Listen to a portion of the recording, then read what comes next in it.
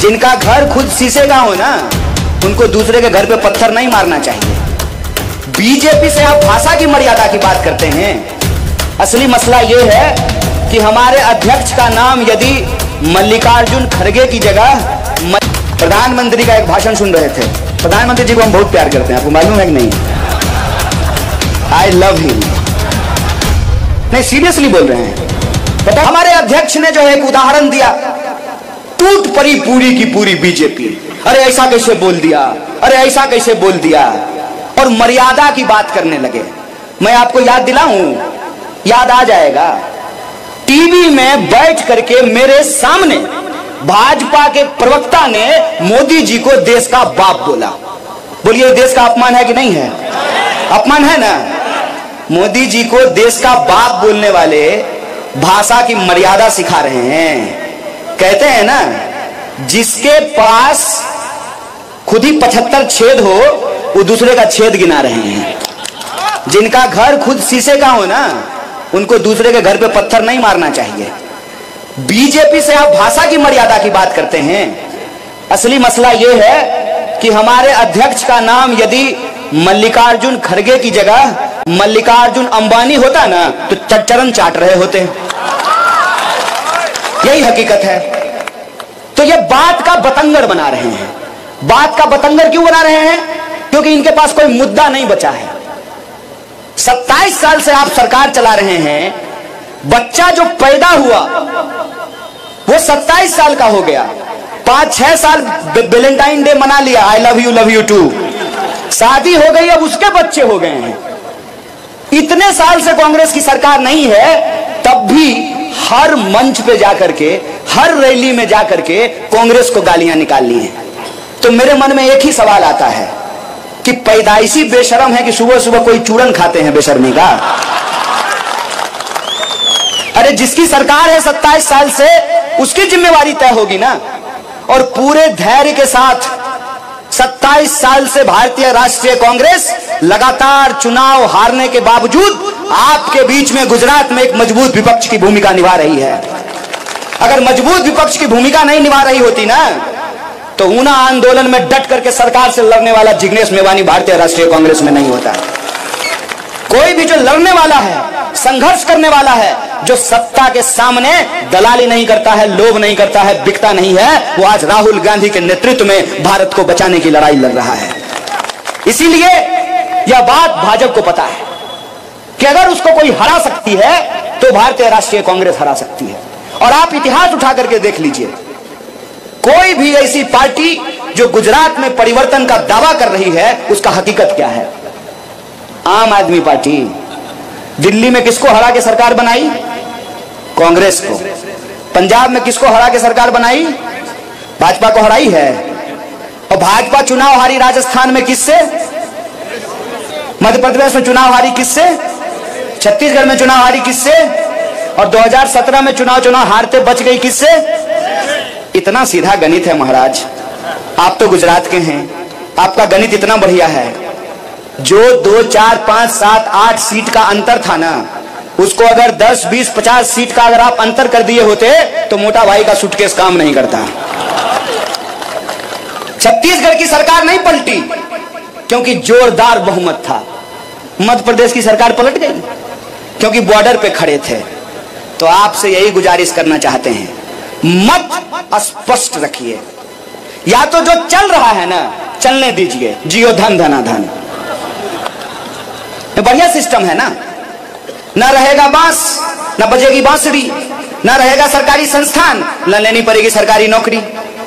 बेटा बन जाएगा बीसीसीआई का सेक्रेटरी और आप ढोल बजाते रहिए। 45 साल में देश से सबसे ज्यादा बेरोजगारी है, इस बात को याद रखिएगा। बड़ी मुश्किल से पेट काट करके जो है माँ बाप अपने बच्चों को पढ़ाते हैं कि बच्चे को नौकरी मिलेगी तो घर बनाएंगे, गाड़ी खरीदेंगे, वॉशिंग मशीन आएगा। आपके घर में वॉशिंग मशीन नहीं है, भाजपा के दफ्तर में लगा हुआ है। जिस कांग्रेस को भ्रष्टाचारी बोलते हैं, जिस कांग्रेस के नेता को भ्रष्टाचारी बोलते हैं, जब तक वो कांग्रेस में रहता है तब तक भ्रष्टाचारी है। बीजेपी का खेस ओढ़ते जो सदाचारी बन जाता है। यही हो रहा है ना।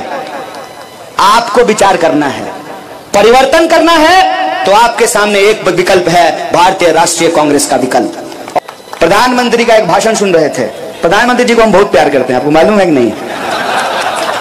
I love him. नहीं, सीरियसली बोल रहे हैं। पता है क्यों? क्योंकि ये इस इंसान के चलते संभव हो पाया है, डॉक्टर बाबा साहब भीमराव अंबेडकर के चलते। अगर इस देश में ऐसा संविधान नहीं होता ना, अगर पंडित जवाहरलाल नेहरू नहीं होते, अगर महात्मा गांधी नहीं होते, अगर सरदार पटेल नहीं होते, तो नरेंद्र मोदी भी चाय बेचने वाले इस देश के प्रधानमंत्री नहीं होते। तो एक बार वो भाषण दे रहे थे, उन्होंने कहा कि मैं 2-3 किलो गाली खाता हूं। महाराज साहेब, आप तो गाली खा लेते हैं, आप बताइए कि हम थाली कैसे खाएं? हमारे थाली में कैसे 200 रुपए नींबू खरीद करके हम खाएं? कैसे 250 रुपए किलो दाल खरीद के खाएं? कैसे 250 रुपए किलो तेल खरीद के खाएं? इस सवाल का जवाब हमको दे दीजिए। और हम ये समझना चाहते हैं कि आपके इस कथन का क्या मतलब था कि ना खाऊंगा ना खाने दूंगा। आप तो गाली खा रहे हैं, हमको थाली नहीं खाने दे रहे हैं। यही जब चर्चा हो रही थी तो भाजपा का मेरा एक दोस्त बोला, देखो छोटी छोटी बातें मत करो, छोटा बात मत बोलो। महंगाई बहुत छोटी बात है उनके लिए, बड़ी बड़ी बातें करो। बड़ी बातें मतलब रूस की बात, यूक्रेन की बात, बड़ी बातें करो। हम बोले बड़ी बातें कर तो लेंगे, लेकिन उससे हमारे जीवन पे असर क्या पड़ेगा ये बताओ। उन्होंने कहा कि कुछ मत कहो, प्रधानमंत्री जी यूक्रेन का युद्ध बंद कराने में बिजी हैं।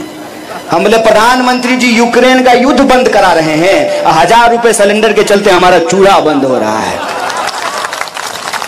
आप तय कर लीजिए।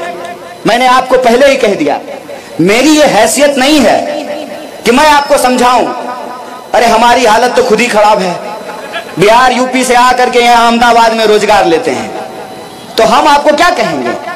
लेकिन आप सोचिए, आपके ही नाम पर, गुजरात के नाम पर, जहां पर महान मोहनदास करमचंद गांधी पैदा हुए, सरदार वल्लभ भाई पटेल पैदा हुए, एक से एक संत और महात्मा पैदा हुए, उस महान भूमि के नाम पर जो धोखा हुआ है ना साहब, उस धोखा का जवाब अगर कोई दे सकता है तो गुजरात की जनता दे सकती है। और यह जिम्मेवारी आपके कंधे पे है कि आपको तय करना पड़ेगा कि जब चुनाव हो रहा है और लोकतंत्र में चुनाव हो रहा है, जनता को अगर चुनाव करना है तो यह चुनाव किस मुद्दे पर होगा। अगर इस देश के गृह मंत्री को अपने बेटा के भविष्य के बारे में सोचने का अधिकार है, तो जूता सिलने वाले को भी अपने बच्चे के बारे में सोचने का अधिकार है। अगर मंत्री बनने से किसी का बेटा टैलेंटेड हो सकता है, बीसीसीआई का सेक्रेटरी हो सकता है बिना क्रिकेट खेले ही, तो इस देश के आम लोगों को भी अधिकार है कि उसके बच्चे को शिक्षा मिले और शिक्षा लेने के बाद उसकी योग्यता के आधार पर उसको काम मिले ताकि वो आत्मसम्मान से अपनी जिंदगी को जी सके। सारे मुद्दे गायब कर दिए गए हैं। महंगाई की कोई बात नहीं हो रही है, बेकारी की कोई बात नहीं हो रही है, किसानों के आत्महत्या की कोई बात नहीं हो रही है, महिला सुरक्षा की बात नहीं हो रही है। कहां से होगी महिला सुरक्षा की बात? देश में 16 मिनट में एक महिला के साथ बलात्कार होता है और देश के गृह मंत्री लॉ एंड ऑर्डर की बात कर रहे हैं। कहां से होगी महिला सुरक्षा की बात जब सरकार में बैठे हुए लोग बलात्कारियों को संस्कारी बताएंगे? तो आप बताइए कि महिला सुरक्षा की बात कैसे होगी? इसीलिए यह जिम्मेवारी आपके कंधे पे है। आपको यह तय करना है कि गुजरात के चुनाव से क्या संदेशा जाना चाहिए। जब मैं आ रहा था तो एक पत्रकार ने पूछा कि आपके हिसाब से गुजरात में क्या होगा। हमने कहा कि गुजरात में सिर्फ 2 चीज हो सकती है। एक तो जो चल रहा है ना वही चलेगा, जो हो रहा है वही होगा। दूसरा, गुजरात में परिवर्तन होगा। और गुजरात में परिवर्तन अगर कोई कर सकता है, और यह बात मैं नहीं कह रहा हूं, यह बात भाजपा को पता है कि गुजरात में परिवर्तन अगर कोई पार्टी कर सकती है तो उस पार्टी का नाम भारतीय राष्ट्रीय कांग्रेस है। और 2017 के चुनाव में आप लोगों ने देखा है कि कैसे 200-400 के चलते सरकार बनते बनते रह गई। इसीलिए परिवर्तन करना है, उसका निर्णय आपको लेना है। 27 साल में जो हो रहा है वही होता रहे, उसका निर्णय भी आपको लेना है। अगर परिवर्तन करना है तो एक बात हमको समझनी पड़ेगी कि समाज में दो तरह के मत हैं, दो तरह के मत हैं। एक मत है जिसको अगर आप इतिहास के दृष्टिकोण से देखना चाहते हैं तो वो मत सरदार वल्लभ भाई पटेल का गुजरात मॉडल चाहता है। दूसरा मत है जो जय शाह के पप्पा का गुजरात मॉडल चाहता है। दो मत हैं।